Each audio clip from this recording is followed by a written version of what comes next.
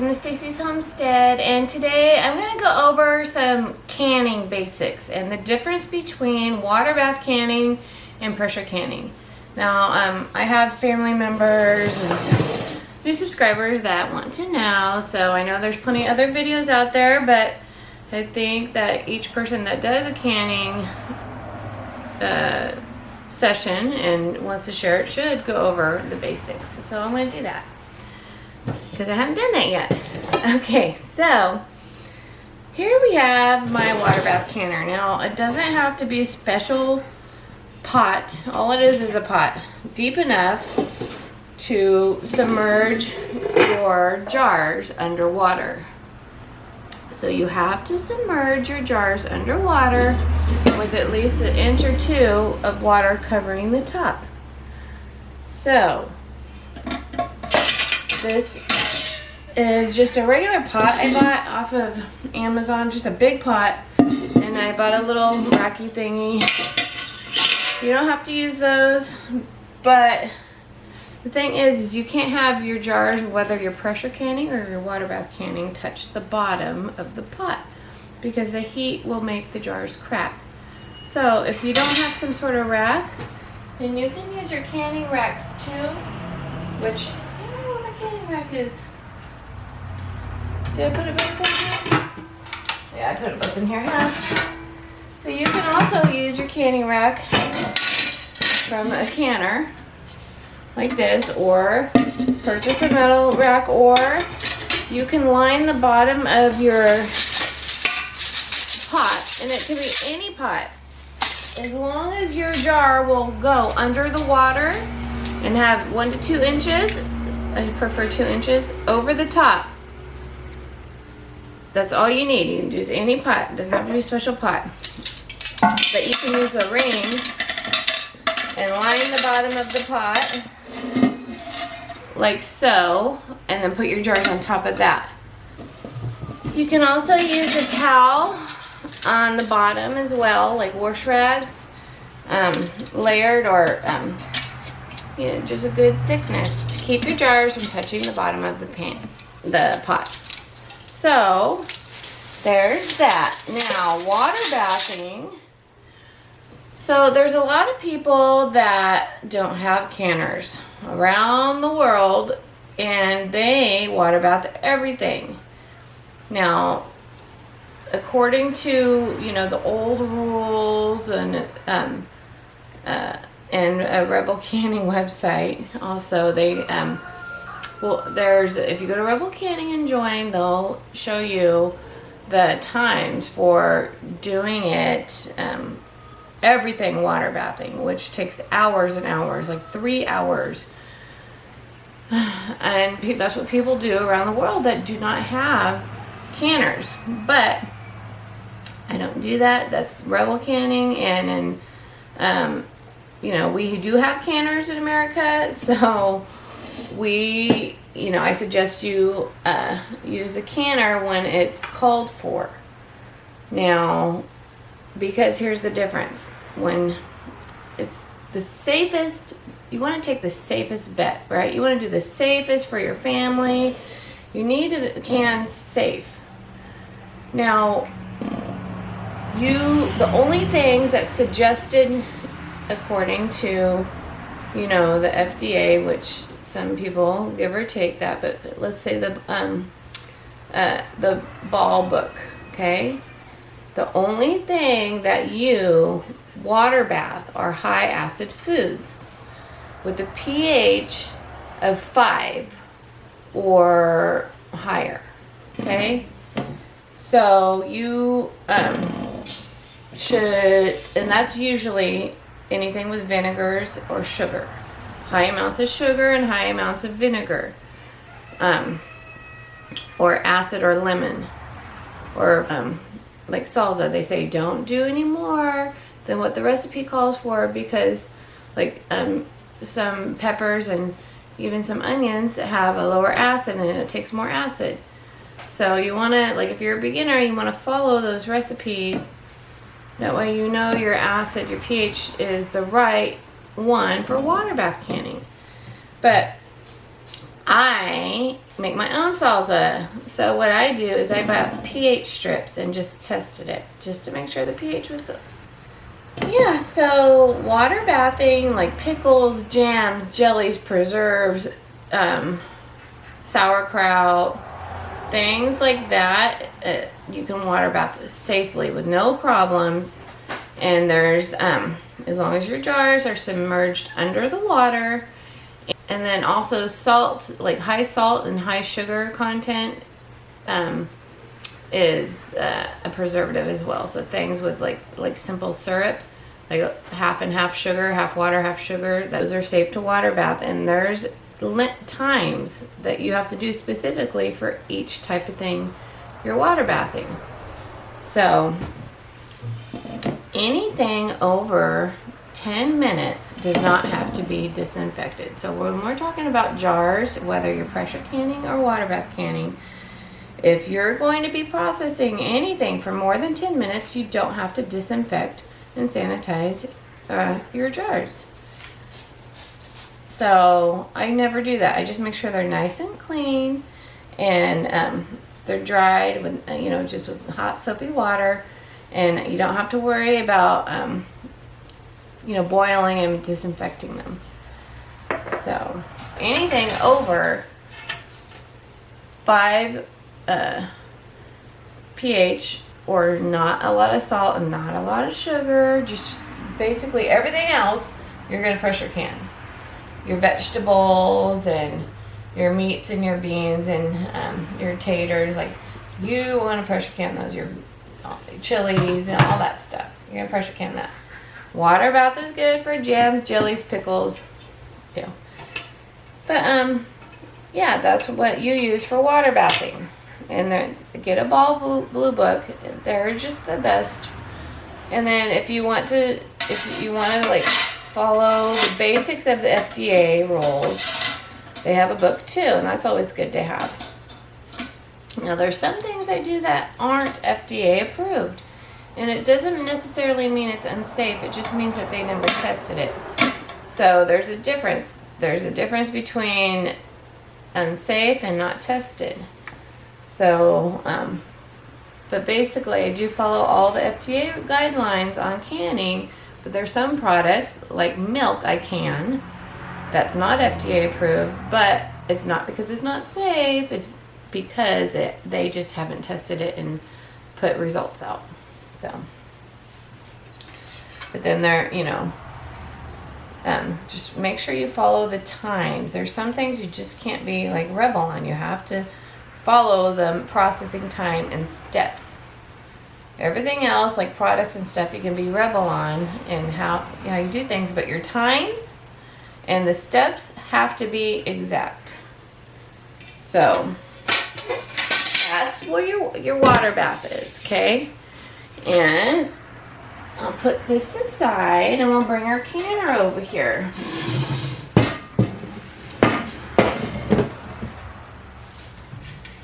Now a canner, you can anything else. Like you're canning basically everything else. If you want to preserve in jars meats, potatoes, vegetables, things without adding acid, like a lot of acid to it. Spaghetti sauces I do in here, because I don't like, I just don't want to have to add a lot of that like acid and stuff. They say though with tomatoes, even though you're pressure canning them, it's suggested you still put citric acid or lemon. So I put a little bit of citric acid in because I just want to veer on the safe side, but then there's other people that say you don't have to when it comes to tomatoes. But I just do what the instructions say, on that. All right, so this is a mirror pressure canner, and it has a silicone gasket. It's not a rubber gasket. Silicone you don't have to oil. People will say, oil your gasket. Well, that's rubber. So some other ones use the black rubber that's stretchable. Well, this isn't. You don't stretch this. You don't grease it. You just make sure it's nice and clean. It's silicone. It doesn't need to be greased. Just wash it, you know, before. I don't do it after. I just do it before. So, but you can do it before and after. You always want to check your vent hole. This is your petcock. And that's where you put your weight on. Now, when it comes to pressure canning, there's guidelines based on your altitude. So most recipe books are going to suggest an altitude of 10, or weight of 10, because that's the common altitude that most people use. But it just really depends on your sea level. So you need to research that. There's 5, 10, and 15 weights. And depending on your sea level and your altitude is what your weight you're going to use. So if you see a 10 pounds of pressure in a recipe book, verify that based on your altitude. Okay, so a mirror weight spins. So it has these 2 little wire clips on the bottom. So when you're pressure cooking, there's a certain amount of water that needs to be added to every pressure cooker. Most of them will be about 3 inches of water, but every pressure cooker has their own suggested amount of water to put in. Mine's 3 quarts, 2 to 3 quarts. I always just do 3 quarts. Just because I want to be on the safe side, because you don't want your canner to run dry. It'll warp and then it's no good. So the mirror, I do 3 quarts, okay? And I always put the water in first because I don't want to ever forget. Before I do anything, I put that water in. So it'll be like usually about 3 inches for most people. And then some canners actually have a mark on the inside, a fill line. So when you do that, you're going to add your jars in. Now this canner holds 18 pints and I think 8 quarts. So and it's double stacked, so I can stack 2 on top of each other. And also in water bath canning, if you have enough room in your pot, you can stack on top of each other. Just make sure they're not directly on the lids, they're not resting right on top. They're spaced out evenly. Yeah, but you can double stack, and as long as the space allows for it. And in your water bath, you still have your 2 inches of water. So, all right. So once you put your 3 quarts of water in, you have your product. You can double stack or do one at a time. You're gonna put,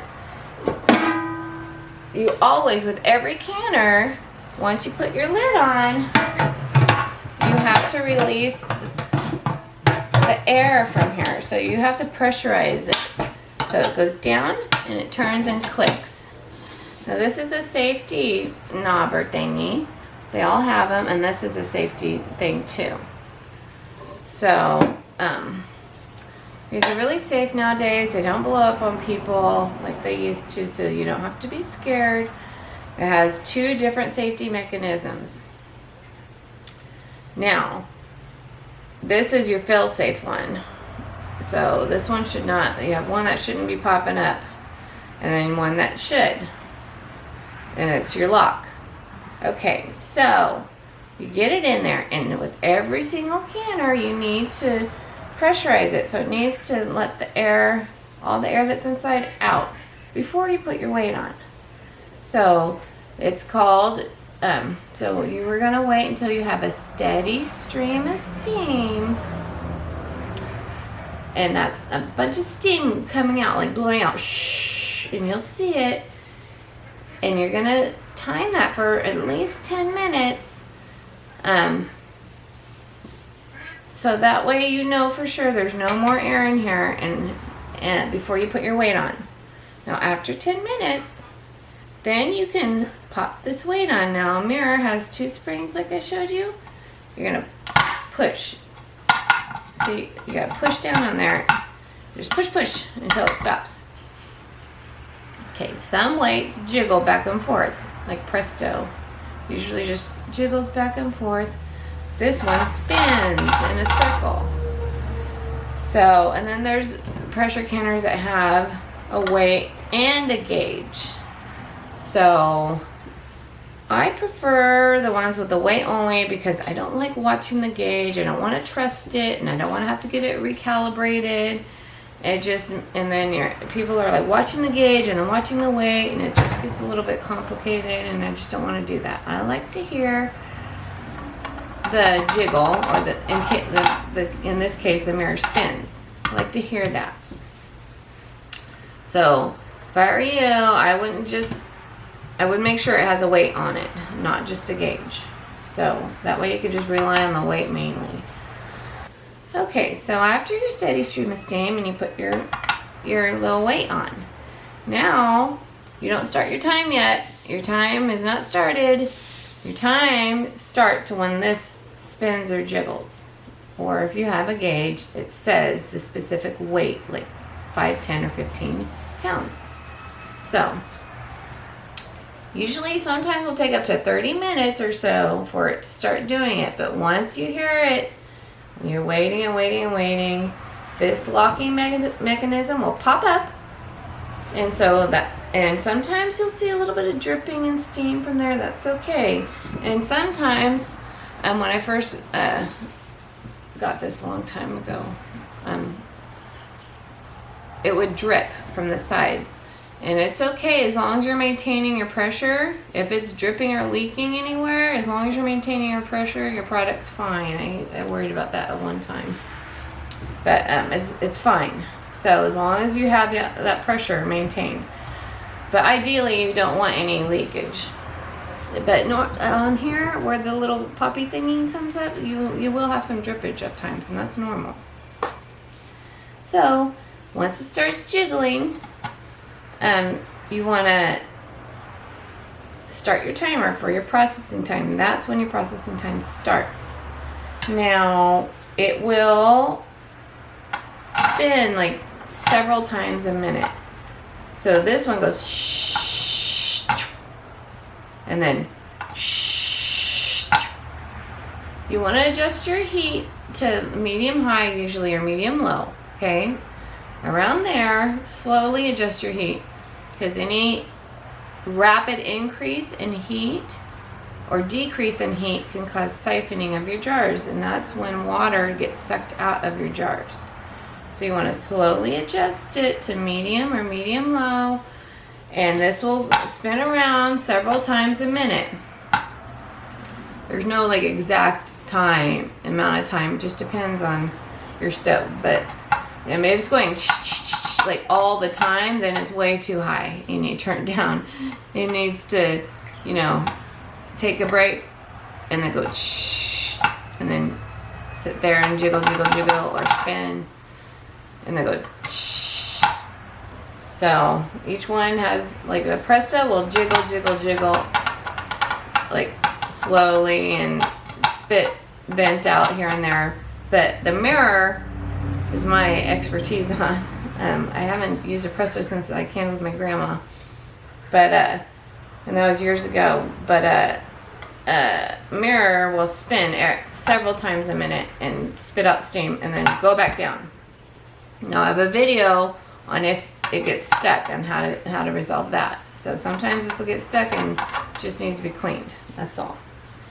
All right. So and then once your processing time for your specific product is done, then you turn your heat off and you let it set for about until the pressure thing drops down, and then no more steam's coming out. You just got to be patient and just let it cool down slowly, because if you rush it, your jars will siphon and I mean, you won't have, you might possibly, like, your lids might pop. I mean, it'll just like explode on the inside if you rush it.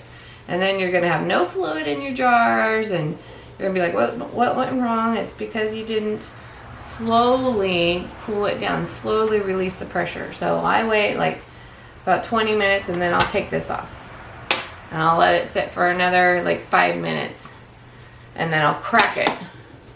And then another like 5 or 10 minutes, and then I'll slowly like just crack it again, another 5 or 10 minutes. And then you want to open it up away from your face so the steam doesn't burn your face. And then you're ready to take it out. Now every product has different processing times, and you have to abide by those times because that's what makes it safe. So if you were to do a bunch of mixed vegetables, so okay, here's an example. Meat is 90 minutes. Vegetables, like some vegetables are like 20 minutes. But if you combine vegetables and meat evenly, you don't do the 20 minutes for that vegetable. You have to do the highest one, which is meat times 90. So if you're combining ingredients, you have to process for the longest processing time. Green beans and corn are different processing times. I believe corn is longer than green beans, so you would have to process, depending on the size jar too. Every jar, so pints have their own processing time and quarts have their own processing time. But you would have to process for the ingredient inside that requires the longest amount of processing time. It's very simple once you get the roll down pat. Now, here's an example of something. This is the only time you can, when you're dealing with that, you can like, it's a little different rule. So, let's say you have green beans and you put like a half a piece of bacon in that green bean. Now you don't have to process for meat times for that half a little tiny piece of bacon, because it's really not like the majority. It has to be at least it has to be a lot more meat in there to do that. It's not required. You can do soup times though, because soups are a little bit less. So soup times have like vegetable soups with meat. It's less than meat times.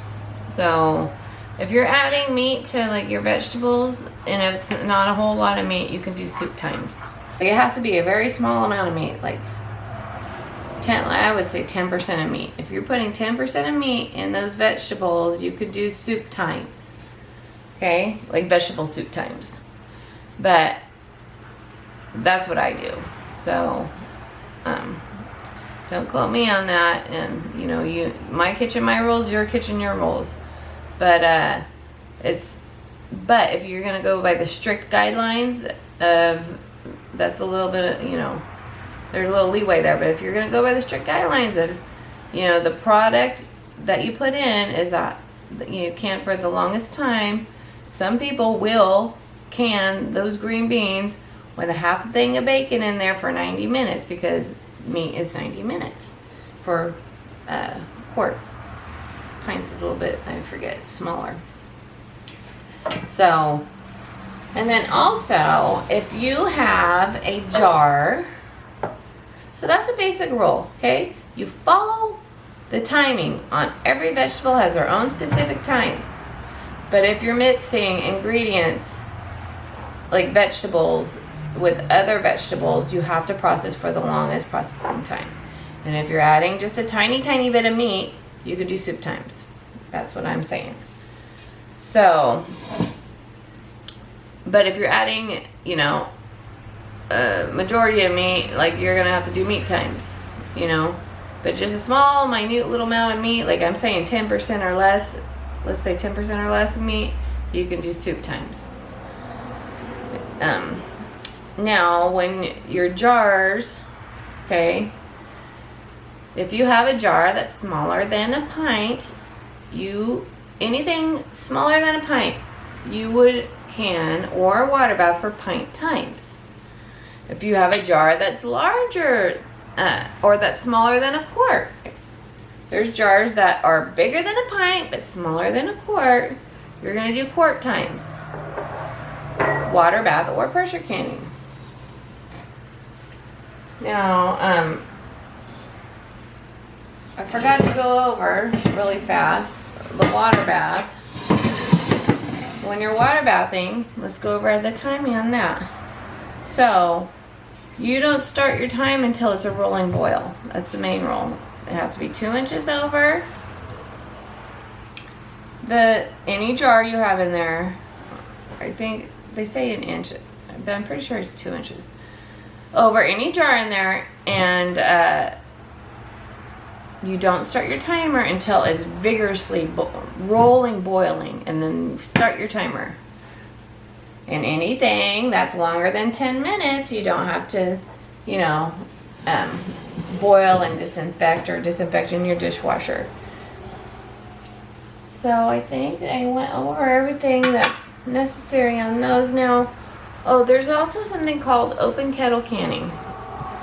Now that's usually done with pickles or tomatoes. I haven't seen it really done with anything else. So an open kettle canning, that's when you have to make sure you disinfect your jars. Like, you put them in boiling water for 10 minutes. Then you make sure your jars are hot, or keep them in your dishwasher. Make sure they're hot. And then your product has to be super hot. And your cucumbers have to be super hot. Or your tomatoes have to be, everything has to be super hot. And then that's when you would open kettle, and meaning you put all the ingredients in, put the lid on. And some people put it upside down. In the old days, they put it upside down, or just. But you would not leave any headspace when you open kettle. You're not leaving any headspace. You're going maybe just a tiny bit of headspace, like ½ inch.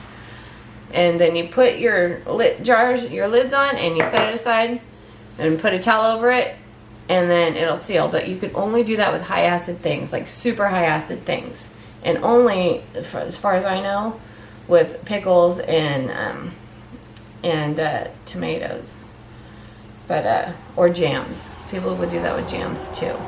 But that's when you would be disinfecting your jars really good. And so that's the old way. That's called open kettle, but I don't do that. And if I were to do that, I wouldn't do it with anything but pickles, just to keep your crispiness. Now, we went over siphoning, so you make sure, hot jars, hot canner. So with water bath and with pressure canning, when you put your jars in, if you're just doing cold product, like anything like room temperature, your water and your canner needs to be room temperature. If you're filling your jars with hot water and a hot product, you need to warm your jars up so they don't break. You don't want thermal shock; they'll just crack. So hot canner, so hot jars, hot canner. Cold jars, cold canner. Same thing with water bath. So water bath, I really don't want to, I don't ever put anything in there cold, because it just takes so long to bring to a boil. I wouldn't even do it. So I put everything hot and make sure this is, hot, and then that way you get a good boil going. It would just take forever if it was cold. So, but yeah, if it's room temperature. If it's lukewarm. Just make sure your jars and everything are about the same temperature, because that way you don't get cracking and breakage. Also, when it comes to water bath canning, you want to let that cool down before you take it out too. So, and when you take it out, you don't want to tip your jars. You want to do it nice and straight and put it on the counter, and don't put it on a cold surface. You don't want that to make it crack either. So you can put it on a cutting board or a towel, would be very helpful. And just let it sit, and don't touch them. for, they say 24 hours. I've learned, like, I've been canning for years, and for me, like about 8 hours later, I'll know if they're sealed or not. But also, I had another thought.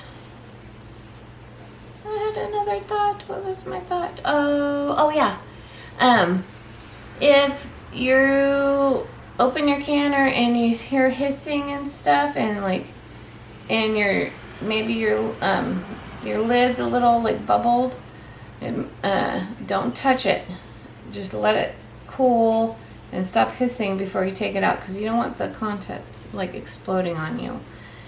And when you put your lids on, they're always fingertip tight, meaning just enough until it stops going. So like when you put it on, you're just going, you're just gonna turn it until, you know, just a little until you meet that little resistance.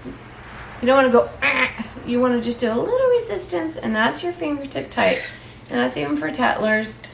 Fingertip tight, so you go, and then when you meet that little resistance, just a smidge more and you're good on both. So I have the new Easy Seal Tattlers, and that's the difference between the old Tattlers and the new Easy Seal Tattlers, is just the tightening process. Okay, so Easy Seals are just like regular lids, fingertip tight and just a smidge more. Because if you do it too tight, you're not letting the air get released, and then you're gonna have your lids pop or bubble, and then later maybe lose the seal because your air didn't get a chance to vent. So it's just right that way. It's tight enough for the stuff to not come out, but loose enough for the air to come and steam, and stuff to come out. Now with Tattlers, with both Easy Seal and the old ones, you have to tighten when you take them out. So you take them out, and then you wait like a minute to let it finish venting, and then you will take a rag, because they're super hot, and wrench it down and tighten. Only Tattler lids. And Tattler lids or Harvest Guard, they're the same thing, are the reusable lids with gaskets. And I like these. It's a little bit of a learning curve, but once you get it down to it, you can reuse these over and over again. I mean, they say 10 uses, but I've used them way more than 10 times. And you'll know when you can't use them anymore, because they just get worn out and stretched. And then they're always going to be a little bit loosey at the rims after use, but you'll know when they're just way too loose and you can't use them anymore. And the lids are good. You just buy new gaskets. So it's a good idea. Anything with parts, you get anything with parts, buy extra gasket, extra weight, extra gaskets for here. I always do that. That way you have it. Better to have it and not need it than need it and not have it, you know. So that's a Tattler lid. Regular lids, you do not, tin lids, just the ones that come with your jars and the ones you buy in the store, your ball or cur lids, or you don't tighten after you take them out. You just take it out and let it be, and they seal on their own. That's lovely about that. So, all right, I think I covered everything. I'm trying to cover everything that I would have asked, you know, or that have been asked to me at one time. So, I think I got it all. Oh, I didn't. You can add vinegar to your water if you have hard water, and vinegar will keep your jars from getting cloudy, you know, from our water deposits. And then, but vinegar also taints, pits and taints your stuff, you know, leaves little colors, and it's fine. The discoloration is fine. That's just what happens. I don't care about the discoloration. So if you don't like that, then put cream of tartar in. Cream of tartar will clean anything. It'll clean it all right up, and it'll keep calcium deposits from forming. So I hope that all made sense to you. And that's your basics when you water bath can and when you pressure can. And get yourself a good book, a blue book, and even the FDA books are good to have. They're good resources because you can't always rely on the internet. You never know when you just need something at your fingertips. And all the blue books have really good recipes. They have but they do really small batches, so you would have to double a lot of those recipes.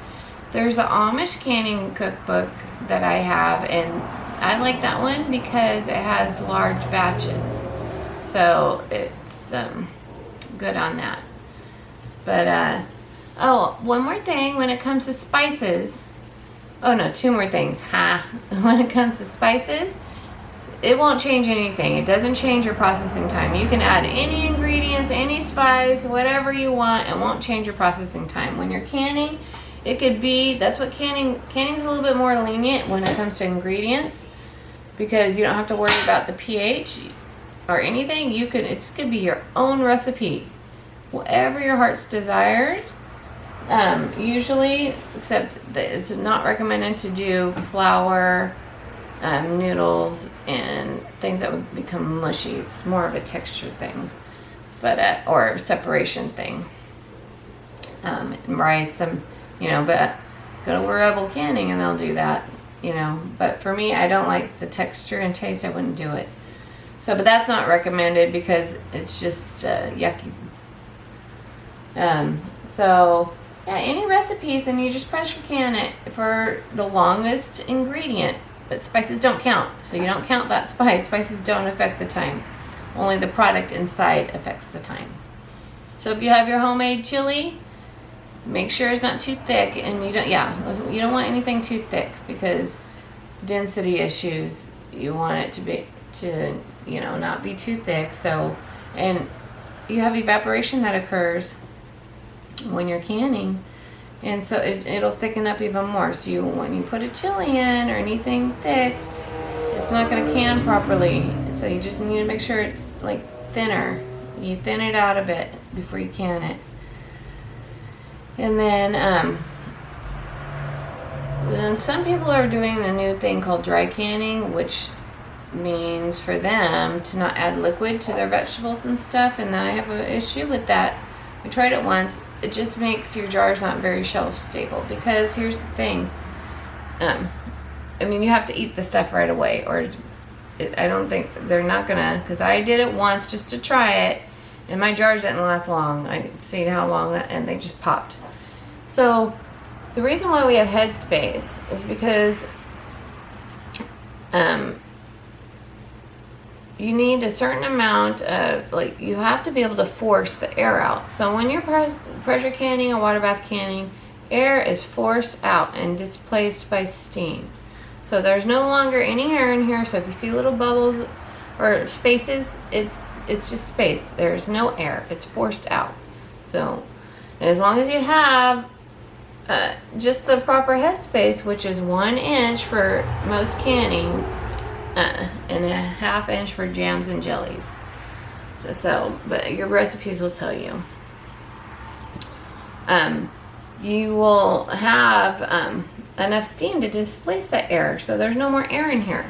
But when you're dry canning, and everyone to each their own. Like I said, I tried it.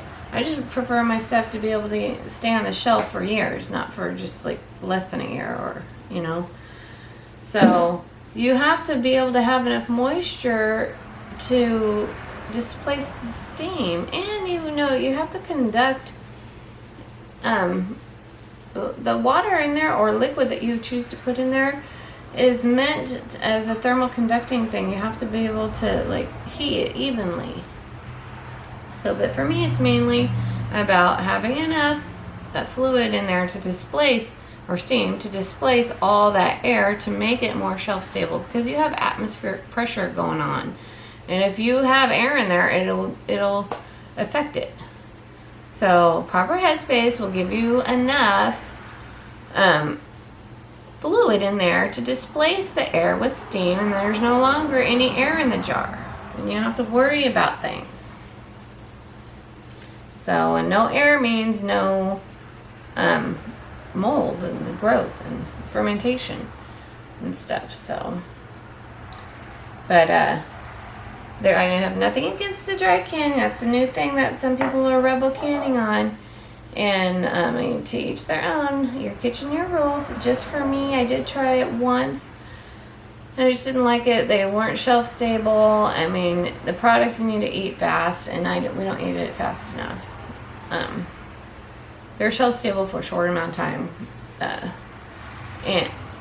and then, you know, I worried because if there was air in the jar, because I think there is air in the jar. I don't think you have enough fluid in there to displace the air with steam. And that's why I had seal failures, but then also your products can go bad. And why waste all that time canning and stuff just to lose your product? So that's that. That's my opinion on dry canning. But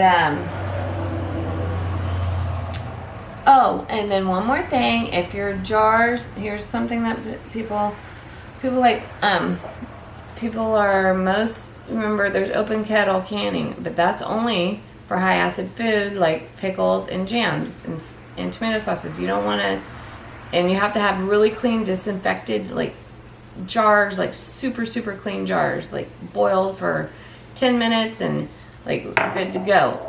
And that's you know, the only way you open a kettle. But some people, they cook their food and then they put them in the jar and they put the lid on, and then they come in there like, oh, my jar's sealed, it's good. And people are like, oh, my jar's sealed, it should be shelf-stable. Just because your jar's sealed doesn't mean it's good. Your jar, all jars will seal when you put hot liquid in there and put a lid on. It's going to seal, because what makes it seal in the first place is the temperature change between the content and the cooling process. That's what makes it seal. It's not the processing. It's not shelf stable, and it's not processed properly to destroy harmful bacteria and the botulism stuff. Like, you need to process for a certain amount of time. That's what makes it shelf stable. It's not the fact that your jar is sealed. Sealing just means it's going to keep it that way. Keep it from, you know, air and stuff to get it in there. So when your jar seals and you never processed it, it doesn't mean it's shelf stable. It just means that it's sealed, and it's just your content in there, germs and all, are sealed inside. So you have to process it for it to be shelf stable. And if you do find that your jar is sealed, you need to unseal it and process it. Okay? It's fine. You can just pop it open, you know, like really carefully, and then process it.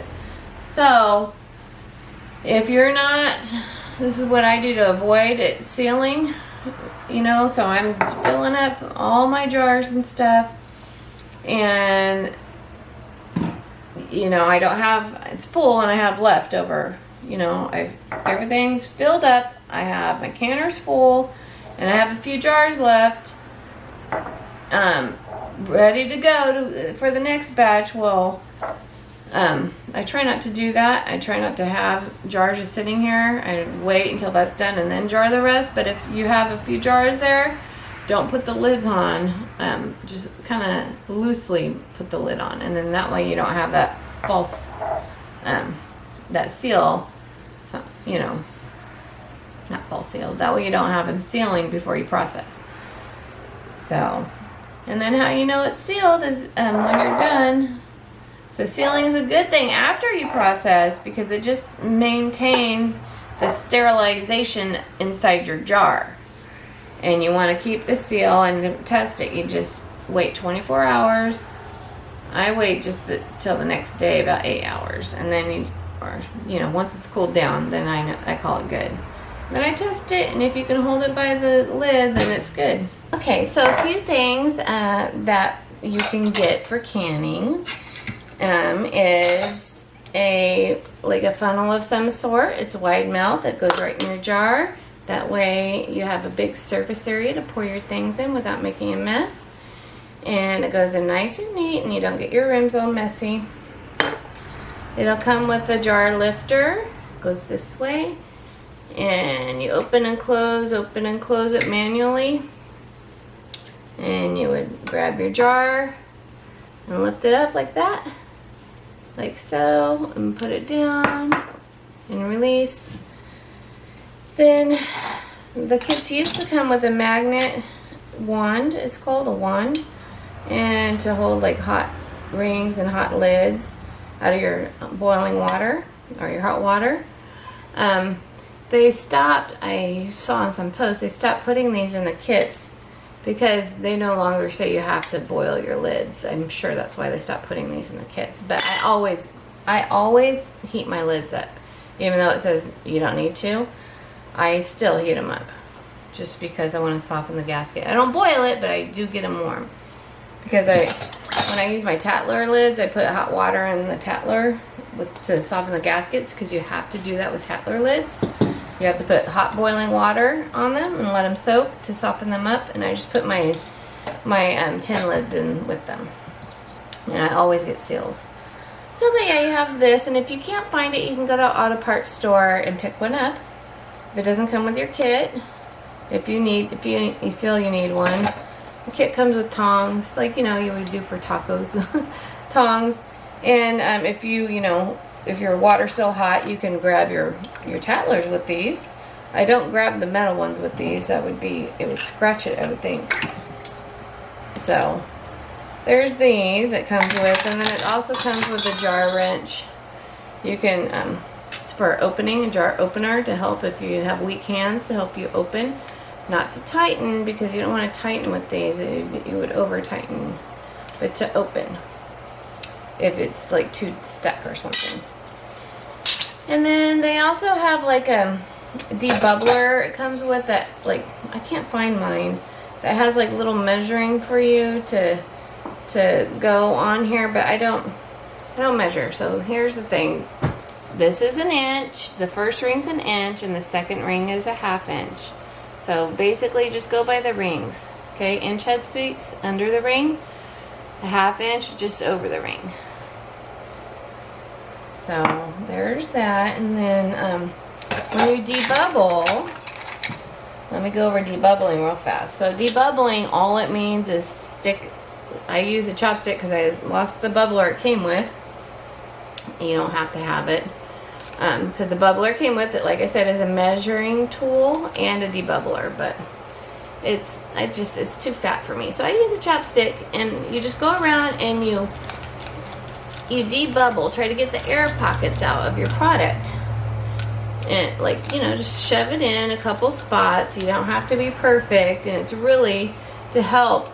Debubbling is to help make your jars look pretty, so you eliminate fluid loss, because when you debubble, you'll see your fluid go down. So it's to help keep proper headspace, to help get the air out so you don't get siphoning. And but it's not the end of the world either if you forget, because I forget all the time on some things, and the process naturally gets the air out for you, right? But if you don't debubble, what you're going to do is just, you run the risk of not having like the correct, perfect headspace, So, but it's not, don't worry if you are like a first time canyon and you're like, oh no, I forgot to debubble. It's not going to hurt. It just means you're going to have lower headspace, and you probably might have got some siphoning or something, but almost every time, like a lot of times, it's hard to go do a canning process without some type of small siphoning fluid coming out, and that's okay. Your jars seal, they're good. But it's when you get a lot of siphoning and you got product that goes under the lid and it won't seal. So, but yeah, debubbling is just to help you with headspace and to help you not get siphoning and all that. And then these, I wanted to go over some lids you can reuse. Parmesan cheese lids, perfect for the jars. You can use them. See? Save your Parmesan lids, they fit. And then another lid that fits is your Lighthouse blue cheese lid fits. Lighthouse blue cheese lids fit. Just for storage purposes, you know? So save those. And then, oh, one more thing is when you're done canning anything, you want to wipe your rims with hot water. Just hot water. Just go around the rim to get any invisible dust or anything off, because if anything gets in the way between your lid or gasket and the rim, even a little grease that you don't see will ruin it and not let you get a good seal. So that's why vinegar is handy. So I'll do like a, you know, dip it in vinegar and then go around the seal with vinegar because it cuts grease. So vinegar is useful, especially if you're dealing with stuff with grease. And you can can foods with grease in it. It doesn't go rancid. I do it all the time. You know, grease is a preservative. If you go to, there's a lady, she's Rain Country, and she talks about how grease really like doesn't tend to go rancid. Like you have beef jerky, right? And I mean, it just depends, but there's Indian like granola bar, they use grease for preserving things, and beef jerky has like fat in it, and that doesn't go rancid. So I think it just depends really, but I have jars of chicken with a nice thick layer of grease. They're over 2 years old and it's perfect, not rancid at all because it doesn't have air that touches it. So butter and oil, I use all that stuff, but some people say not to. But alrighty, one last thing when it comes to Tattler lids is when you're reusing them or even using them for the first time, you want to make sure your gaskets are really clean before you use them, and your lids are super clean. So even though I wash them after use, I still, before I use it again, I wash it just gently with a rag, run it around in hot water. Just run it around the edge just to make sure you don't have any like dust or leftover anything you can't see, you know. So we'll do that with each and every one of them. Put boiling water on it. Just gently run a clean rag around it. And make sure you wash the rims and all that before you have your canning session, so they're nice and clean and ready to go. Because if you don't do that and then you accidentally have something on there, you won't get a seal. And also another thing when it comes to Tattler, sometimes you gotta watch. I like to just put the gasket on and put it in boiling water and steep it for at least 5 minutes before you put them on your thing. But you gotta watch it so they don't get, sometimes you have the gaskets stick together and then you have two and you don't even know it. And you come to the end and you're missing a gasket and you have to go take them all out and search for the gasket. So try to watch for that. They'll stick together. And just put them on each one separately so that way you don't eliminate that problem as well. And then I have a video that further goes into depth on like little quirks of your Tattler lid, so you can look that up. But that's the gist of that. Okay, so that's all about pressure canning and water bath canning and all the different types of canning. So I hope that helps some people, and we'll just talk to you next time, and don't forget to subscribe. Bye bye.